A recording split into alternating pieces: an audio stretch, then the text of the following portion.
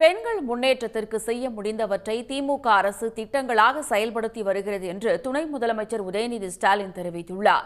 சென்னையில் மகளிர் தின விழாவில் தமிழ்நாடு அரசின் பெண்களுக்கான திட்டங்களை பட்டியலிட்ட அவர், பெண்கள் முன்னேற்றத்திற்கு முன்னுரிமை கொடுத்து திராவிட மாடல் அரசு செயல்பட்டு வருவதாக கூறினார்.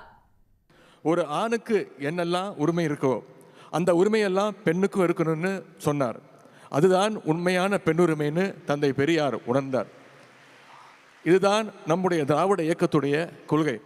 அதனால்தான் திராவிட முன்னேற்ற கழகம் எப்பொழுதெல்லாம் ஆட்சிக்கு வருதோ அப்பொழுதெல்லாம் பெண்கள் முன்னேற்றத்திற்கு என்னவெல்லாம் செய்ய முடியுமோ அதையெல்லாம் தொடர்ந்து திட்டங்களாக செயல்படவும் கொடுத்து வருகின்றது. இந்த திராவிட மாடல் அரசு எல்லா வகையிலும் பெண்களுக்கான முன்னேற்றத்திற்காக முன்னுரிமை கொடுத்துட்டு தொடர்ந்து செயல்பட்டு வந்து கொண்டிருக்கிறது.